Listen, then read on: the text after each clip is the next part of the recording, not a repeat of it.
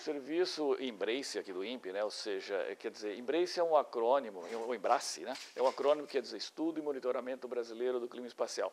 Na verdade, é um programa que começou aí já em 2008, que nós juntamos as áreas de aeronomia, nós juntamos uma área aqui chamada Geofísica e Astrofísica, que sou eu, né, por exemplo, eu sou físico solar, e fizemos um programa para prestar serviço a uma tecnologia que é sensível a coisas que vêm desse senhor aqui, o Sol, para ver quando essa explosão solar acontece, né, e quando essa explosão solar pode eventualmente vir até a Terra e produzir algum fenômeno que prejudique tecnologia, como, ou um serviço como comunicação, georreferenciamento dos GPS que todo mundo conhece. Tem duas maneiras que o Sol pode afetar a relação dele que ele tem com a Terra, né? Fora do espectro óptico, dessa faixa onde nós enxergamos, a intensidade não é tão alta, mas a quantidade de energia ainda é suficiente para produzir coisas perturbadoras nas tecnologias. Por exemplo, o excesso de radiação X que está sendo medido aqui, aqui é quanto o Sol produz em raio-x agora, nesse momento. Estou aqui em tempo real. É que essa radiação é ionizante. Se vem um excesso de radiação de lá para a Terra, ela naturalmente arranca elétrons dos átomos neutros aqui na nossa atmosfera e aumenta a nossa ionosfera, que é a parte ionizada da nossa atmosfera neutra, né, que está aqui acima daquela atmosfera que nos importa para fazer a meteorologia, né? Essa ionização ali, essa perturbação ali, pelo excesso de radiação X ou extrema ultravioleta, ela causa problemas da propagação rádio. Tem dois modelos, duas formas que ela pode nos afetar. As propagações que tem que atravessar a ionosfera, por exemplo, toda a comunicação que vem de satélite para a Terra, ou da Terra para o satélite, tem que atravessar a ionosfera. Se ela estiver perturbada, vai ter ou absorção ou mudança na direção dessa propagação.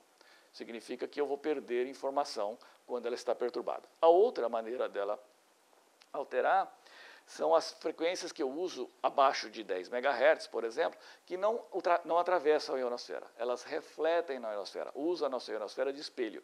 Por exemplo, os rádios que vocês veem por aí, as estações de rádio, usam muito esse efeito de refletir na ionosfera, senão a nossa onda não chega longe. Então, se vocês conseguem perceber isso tudo com os estudos que vocês fazem aqui, vocês devem ter pessoas que entram em contato aqui com o INPE para saber, mas será que não está tendo algum tipo de interferência? Você sabe dizer? Sim, nós temos. Os usuários são muitos, né? A gente não vai conseguir fazer uma lista, mas assim, os principais, vamos lá.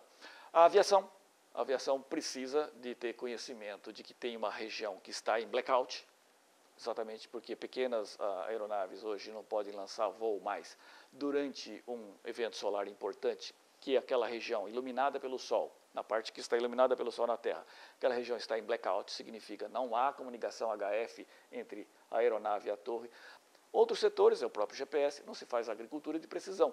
O Brasil é um país enorme. A agricultura hoje, não sei se você já reparou nessas exposições dos novos máquinas, os tratores não têm nem a direção para o piloto mais, né? Ele é tudo guiado por GPS. Além desse, tem o do pessoal que opera as linhas de alta tensão, que podem ter correntes induzidas no solo que queimam transformadores, e tem muitos outros setores. Tem um fenômeno que todo mundo tem curiosidade de saber como é que acontece, como que se forma, é a aurora boreal, que tem no norte e no sul, né? Elas trocam de nome, né? Boreal e austral no sul, A boreal é no norte. Então, a aurora. A aurora é a evidência mais direta que você tem que cargas elétricas do Sol vieram para a Terra, né? Ou seja, então, hoje em dia, inclusive, é um dos clientes do Serviço do Clima, porque tem muito turismo para isso, né? Então, as companhias de turismo que levam as pessoas a verem a aurora ficam de olho no clima espacial, não para proteger nenhum sistema tecnológico, não. É para levar os grupos para verem auroras. Bom, o que é a aurora, né? Então, assim, se as cargas elétricas que escaparam do Sol via uma ejeção de massa coronal ou via um vento solar mesmo de alta velocidade, né?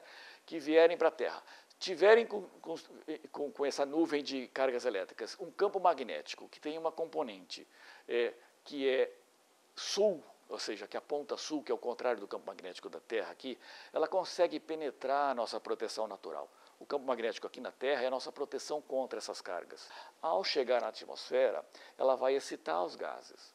E essa excitação por essas cargas elétricas Ao dexcitar, emite luz. Conforme o elemento químico que foi excitado, a luz é vermelha, verde, azul, então dá aqueles efeitos bonitos. É o mesmo efeito de uma lâmpada fluorescente, né? A lâmpada fluorescente também, a tecnologia faz isso. Lança cargas elétricas de um polo ao outro e coloca lá dentro um gás para ser excitado, que ao dexcitar emite luz. Então nós temos uma aurora aqui em cima do nosso teto, né? E essas auroras que a gente vê lá nos polos, é exatamente isso.